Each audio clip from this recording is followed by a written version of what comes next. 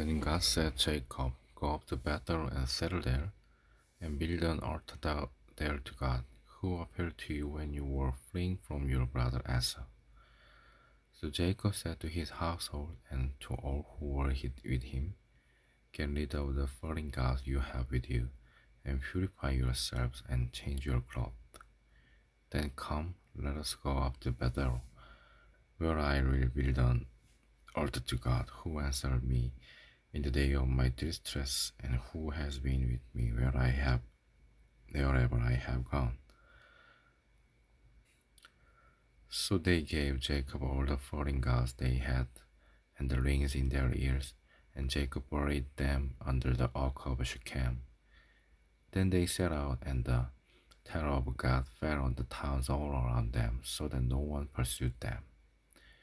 Jacob and all the people with him came to Luz, that is Bethel, in the land of Canaan. There he built an altar, and he called the place El Bethel, because it was there that God revealed himself to him when he was fleeing from his brother.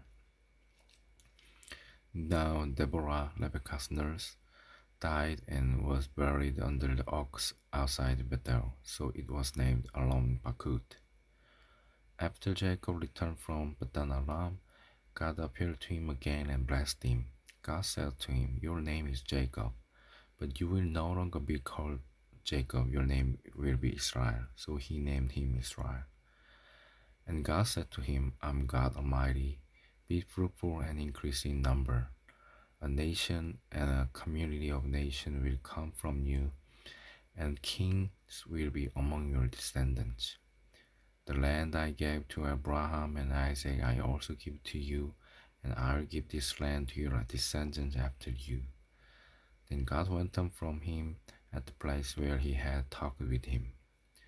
Jacob set up a stone pillar at the place where God had talked with him, and he poured out a drink offering on it. He also poured oil on it. Jacob called the place where God had talked with him Bethel. Then they moved on from Bethel.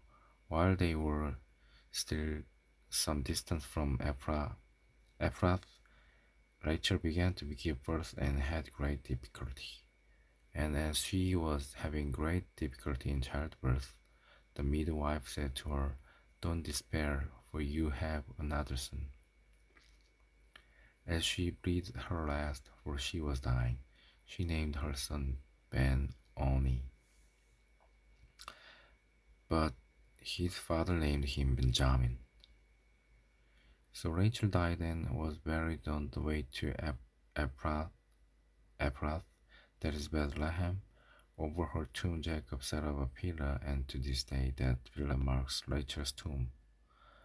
Israel moved on again and pitched his tent beyond Midgar Adar.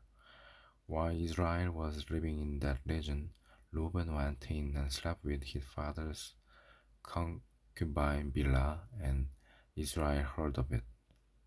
Jacob had 12 sons. The sons of Leah, Reuben the firstborn of Jacob, Simeon, Levi, Judah, Issachar, and Zebulun. The sons of Rachel, Joseph and Benjamin. The sons of Rachel's servant Bilhah, Dan and Naphtali. The sons of Leah's servant Zilpah, Gad and Asher. These were the sons of Jacob, who were born to him in Padan Aram. Jacob came home to his father Isaac in Mamre, near Kiriath Arba, that is Hebron, where Abraham and Isaac had stayed. Isaac lived 180 years. 80 years. Then he breathed his last and died, and was gathered to his people, old and full of years, and his son Esau and Jacob buried him. This is the account of the family line of Esau, that is Adam. Esau took his wives from the women of Canaan, and the daughter of Elon the Hittite, and Oholibamah, daughter of Anna and granddaughter of Zibeon the Hittite, also Basemath, daughter of Ismail and sister of Nebaioth. Ada bore Eliphaz to Asa, Basemath bore Ruel, and Oholibamah bore Jeus. Jalam, and Korah. These were the sons of Asa who were born to him in Canaan. Asa took his wives and sons and daughters and all the members of his household, as well as his livestock and all his other animals and all the goods he had acquired in Canaan, and moved to a land some distance from his brother Jacob. Their possessions were too great for them to remain together. The land where they were staying could not support them, both because of their livestock. So Esau, that is Adam, settled in the hill country of Seir. This is the account of the family line of Esau, the father of the Edomites in the hill country of Seir. These are the names of Esau's sons: Eliphaz, the son of Esau's wife Ada, and Reuel, the son of Esau's wife Basemath. The sons of Eliphaz: Teman, Omar, Jephthah, Gatam, and Kenaz. Esau's son Eliphaz also had a concubine named Timah, who bore him Amalek. These were grandsons of Esau's wife Ada. The son of Reuel: Nadab, Zerah, Shammah, and Mijah. These were grandsons of Esau's wife Basemath. The sons of Esau's wife Oholibamah, daughter of Anah and granddaughter of Zebulun, whom she bore to Esau: Jeush, Jalam, and Korah. These were the chief among Esau's descendants, the sons of Eliphaz, the firstborn of Esau: Chip, Teman, Omar, Jephthah, Kenaz, Korah, Gatam, and Amalek. These were the chief descended from Eliphaz in Edom. They were grandsons of Ada. The sons of Esau's lone son Reuel: Chip, Nahath, Zerah, Shammah, and Mijah. These were the chief descended from Reuel in Edom. They were grandsons of Esau's wife Basemath. The sons of Esau's wife Oholibamah: Chip, Jeush, Jalam, and Korah. These were the chief descended from Esau's wife Oholibamah, daughter of Anah. These were the sons of Esau, that is Adam, and these were their chiefs. These were the sons of Seir the Horite, who were living in the region: Lotan, Shobal, Gibbon, Anah, Dishon, Ijer, and Disan.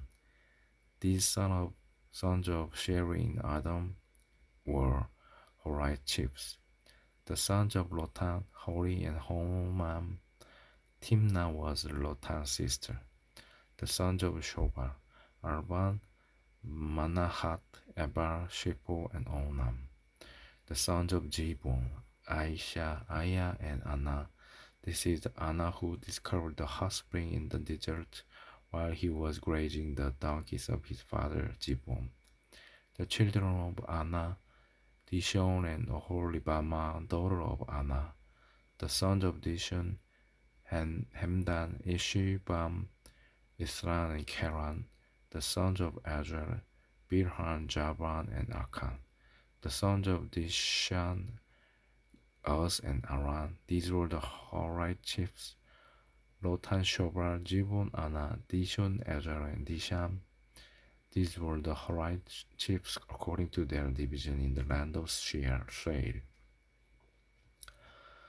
These were the kings who reigned in Edom before any Israelite king reigned. Bela, son of Beor, became king of Edom. His city was named Dinhabah. When Bela died, Jobab, son of Jerah from Bozrah, succeeded him as king. When Jobab died, Husham from the land of Temanites succeeded him as king.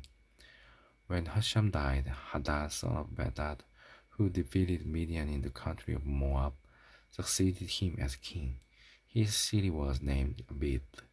When Hadad died, Samlah from Masrekah succeeded him as king. When Samlah died, Shaul from Rehoboth on the river succeeded him as king. When Shaul died, Baal-Hanan, son of Achbor, succeeded him as king. When Baal-Hanan, son of Achbor, died, Hadad succeeded him as king. His city was named Pau, and his wife's name was Mehetabel, daughter of Matred, the daughter of Mejahab. These were the chiefs descended from Asa by name according to their clans and regions. Timna, Abla, Jedeth, Oholibamah, Elah, Pinan, Kenaz, Teman, Mizpah, Magdiel, and Iram. These were the chiefs of Edom according to their settlements in the land they occupied. That is the family line of Asa, the father of the Edomite. Jacob lived in the land where his father had stayed, the land of Canaan. This is account of Jacob's family line.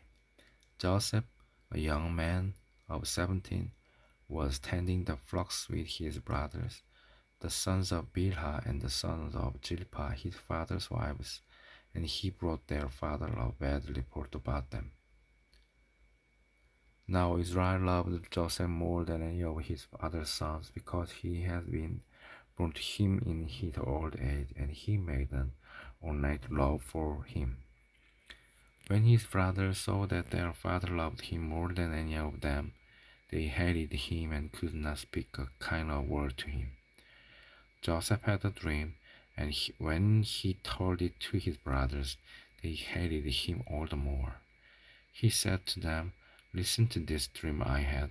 We were binding sheaves of grain out in the field when suddenly my sheep rose and stood upright, while your sheep gathered around mine and bowed down to it." His brother says to him, "Do you intend to lie over us? Will you actually lure us?" And they hated him all the more because of his dream and what he had said. Then he had another dream, and he told it to his brothers. "Listen," he said, "I had another dream, and this time the sun and moon and 11 stars were bowing down to me." When he told his father as well as his brothers, his brother rebuked him and said, "What is this dream you had? Will your mother and I and your brothers actually come and bow down to the ground before you?" His brothers were jealous of him, but his father kept the matter in mind. Now his brothers had gone to graze their father's flocks near Shechem, and Israel said to Joseph, "As you know, your brothers are grazing the flocks near Shechem. Come, I am going to send you to them." "Very well," he replied. So he said to him, "Go and see if all is well with your brothers and with the flocks, and bring word back to me." Then he sent him off from the valley of Hebron. When Joseph arrived at Shechem, a man found him wandering around in the fields and asked him, "What are you looking for?" He replied, "I am looking for my brothers. Can you tell me where they are grazing their flocks?" "They have moved on from here." The man answered, "I heard them say, 'Let's go to Dodan.'" So Joseph went after his brother and found them near Dodan. But they saw him in the distance, and before he reached them, they plotted to kill him. "Here comes that dreamer," they said to each other. "Come now, let's kill him and throw him into one of these cisterns and say that a ferocious animal devoured him. Then he will see what comes of his dreams." When Reuben heard this, he tried to rescue him from their hand. "Let's not take his life," he said. "Don't shed any blood. Throw him into this cistern here in the wilderness, but don't lay a hand on him." Reuben said this to rescue him from them and take him back to his father.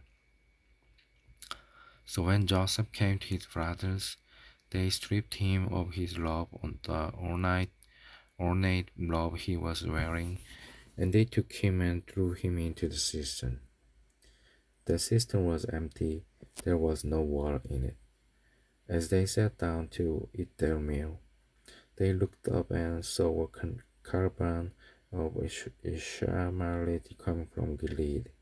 Their camels were loaded with spices, balm and myrrh, and they were on their way to take them down to Egypt. Judas said to his brothers, what will we gain if we kill our brother and cover up his blood? Come, let's sell him to the Ishmaelites and not lay our hands on him. After all, he is our brother, our own flesh and blood. His brothers agreed. So when the Midianite merchants came by, his brothers pulled Joseph up out of the cistern and sold him for 20 shekels of silver to their Ishmaelites who took him to Egypt. When Reuben returned to the cistern and saw that Joseph was not there, he tore his clothes. He went back to his brother and said, "The boy isn't there. Where can I turn now?" Then they got Joseph's lob, slaughtered a goat, and dipped the lob in the blood.